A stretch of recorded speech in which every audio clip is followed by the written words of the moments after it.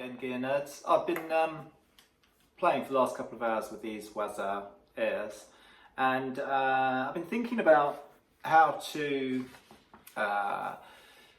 give a balanced judgment about what I think about them. And one of the things that we all like to do is listen to tone demos on YouTube, and that's just about the one thing you can't do. I think the Andertons video does that great, but you know, we had to take this with a pinch of salt. Andertons like selling equipment, so even though occasionally they're a little bit negative about things, on the whole, they're not gonna tell you all the worst things.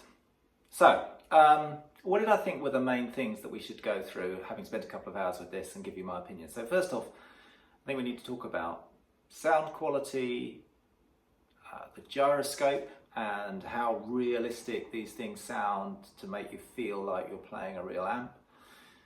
I think battery life we need to talk about as an issue. Latency, that's something else that people on the internet are talking about. You guys, you girls in the forums.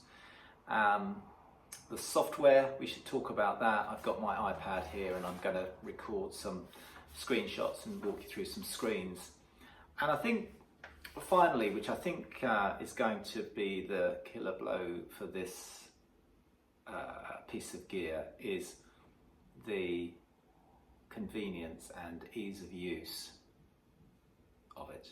Okay. So let's go through those things one by one. Yeah, I've got a lot of nice gear, but I'm not really a tone snob. This thing makes nice sounds. As far as I'm concerned, there's a load of pedal models in here and so on, but pretty much straight away you will put this on and you will get some good sounds out of it. Even just rolling the gain up, there's about five amp models in here, and just rolling the gain, playing with the EQ, you get a load of sounds, and they're good. Now, I've got a Kemper. Does it sound like the Kemper? I don't think so, but it's really not far off at all, and you get some really nice sounds out of here. After all, like with most things, after you start spending a lot of money, I mean, these are quite a lot of money for most people, these are about £400, so spending a lot more money only gets you a little bit more performance, and I think that's the difference between this and, say, the Kemper that I know, is it's a little bit more. What about the gyroscope and the realism? First of all, they do drift. I was surprised. Everybody on the internet who's been reviewing these says they drift, and boy do they drift. I was really surprised because I usually poo-poo all these things on the internet, and actually you put them on, the amp is supposed to be there, and then it starts moving after a minute or two, which really surprised me. Funnily enough though, it drifting was what convinced me how realistic that gyroscopic movement is. I really I had some speakers in front of me on the desk, and I looked at the speakers and I was convinced that the sound was coming out of the speakers. It was a very, very strange feeling. At one point I had to take my headphones off because I was worried that I'd connected up my cables wrongly, and somehow I was actually blasting out music at full blast, and it was a very strange feeling when I took my headphones off and nothing was coming out. It was a very realistic experience. And I was genuinely surprised because I totally put these things down to a gimmick and so on. Now, whether it actually makes any difference to your playing experience in the end, I really don't know. But for a moment there, I was fooled into thinking that the sound was coming out from an amp that was on my desk, and it really wasn't. It was coming out of my headphones. On the app itself, we'll just have a look at the app here.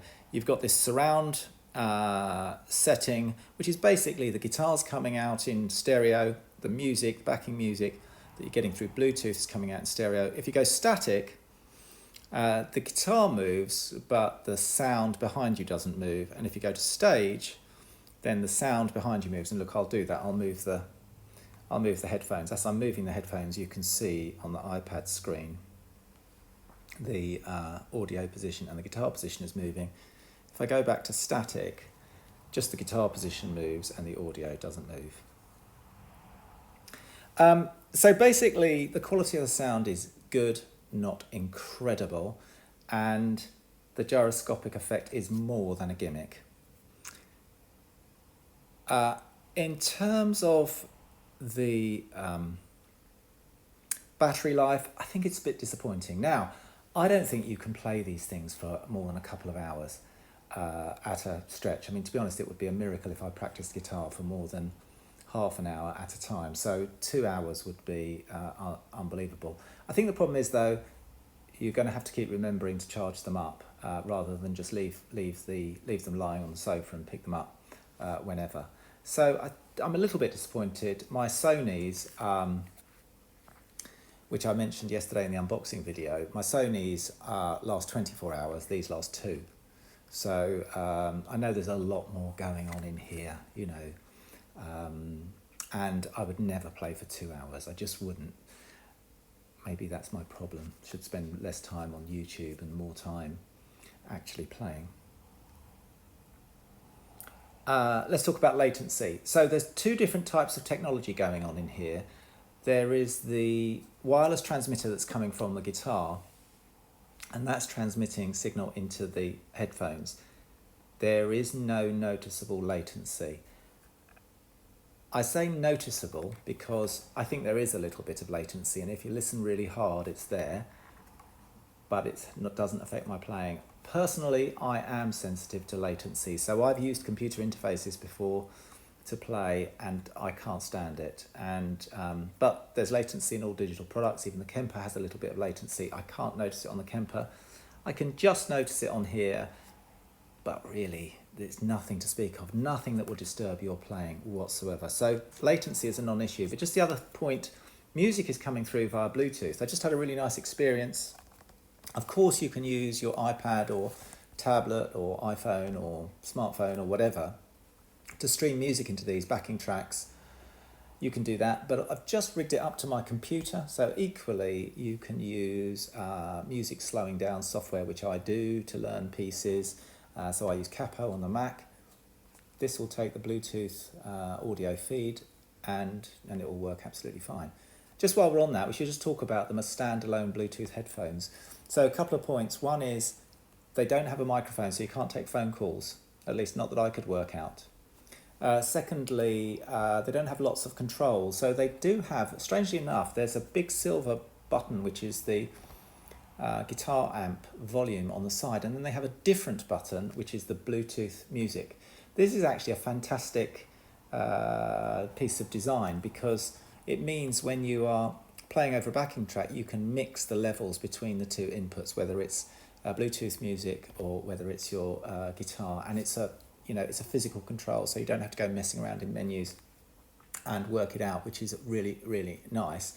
Having said that, the Bluetooth control as a standalone is not that good. You get volume up and down, you get fast forward, which is not, believe it or not, skip to the next track. It is literally fast forward, where it goes as it's going forwards.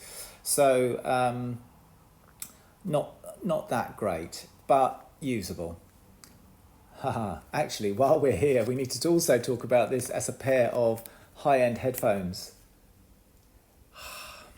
I'm sorry, guys, but I personally do not think this is a very good pair of hi-fi headphones. Again, I'm no audiophile and I'm pretty old, so my ears are knackered, but I can tell that these are not as good quality as my other audiophile headphones. The bass is woofy, the high end has got no air or sparkle to it. Now, are they okay? It's 2019, it's plenty of good technology out there. Of course they're okay, but they're really not great. So if you're thinking of, oh great, I don't have to buy a pair of high-end headphones because I'm getting these and these can double up and I'm saving loads of money, I think you're going to be slightly disappointed. Having said that, of course, Bluetooth headphones are great because of the convenience, right? So I love my Bluetooth headphones. I can, walk around and etc., music, no wires. And of course you get that but high-end audio you're really not getting. They are woofy. And I think, don't think you're getting hi-fi headphones here. You're really not. Let's go back. So we were talking about latency. Right, now the software. Let's just talk about the software here. I don't really like the software very much. There are, think about some of the features. You've got EQ chain, but I'm just showing you here on the iPad. You've got a chain select, but those are fixed chains. You can only have those 3 chains. You cannot move effects blocks around. I don't think I really would, but for the gear nerds, you probably would want to. The other thing is, if you go to the if you go to the effects screen, okay, we've got the effects on a single screen here, but it's a very odd way of dealing with it. So when you press these buttons here, it changes. In fact, that's not the best way to explain it. The best way to explain it is there's one effect here that goes from 0 to 50. And in this case, it's a booster, you can see on the screen. And then when you go over that little line, the booster turns off completely and it's a modulation effect. And then you can go from 1 to 50 on that. I find that very strange. I think other Boss products are like that. Then if I tap the top button, I will change which effect is in the booster slot and which effect is in the modulation slot. I find this really odd. Now you can go into the edit screen and you can pick which booster comes up under green, red or yellow, which modulation comes up under green. And even after you've done that, you can tap the booster, choose which one it is, and there are quite a few. Yeah, actually there are loads. There are loads of different pedals in the booster slot. Loads of different pedals in the modulation slot, as you can see. Loads. This is typical Boss, you get absolutely, not so many delays, but how many delays do you need? And you get 3 pages of settings. These settings go on and on. Look, the effects, all these different effects, loads and loads of effects. But the only way to really effectively use them is in a preset, because the sort of simple twist and go knobs are not really all that good. Personally, I've learnt over the years that tweaking effects endlessly means that you don't play your guitar. You could sit down and tweak effects for an hour or 2 and you just don't play, you're just tweaking knobs. And I think this could do that to you. This is not a way to get hundreds of effects and get easy access to them. You do get hundreds of effects, but it's so fiddly to set them up. Personally, I would use this like I used to use my old THR-10. It's got 5 great sounds in it, turn the knob, go. And this is the same. It's got great sounds in it, just turn the knob and go. And I think actually that's where we get to what is really compelling about this bit of gear. It's really convenient. The fact that you can just throw on the headphones, switch them on, switch on your phone, choose a sound, plug in the wireless dongle into your guitar and go. The fact that you can walk around the house, you can do it in any room of the house. I'm guessing that most of us who are watching this are home players. And so the fact that we can do this at home and practice any time, not disturb other people. I mean, I was playing with headphones anyway. I was using wired headphones on the Kemper. But actually, I don't just have the problem with the headphone wire getting, stuck on my headstock and I've got to keep pulling it round when I lean forward and all of that sort of rubbish. But I've obviously got a cable that goes into the front of my Kemper. I've also got the problem, I've got a mixer where I have to put the output of whatever I'm backing track and playing in. Now I've got it quite well set up, so I turn a few knobs, but this is so much faster, so much more convenient. It's unbelievable. And, I've only been playing them for a couple of hours, so I can't really say for sure what the long-term effect is. But I'm hopeful that I'm going to get more time actually playing my guitar, actually practicing, enjoying playing my guitar than I do with my current gear. And for that reason, I really recommend them.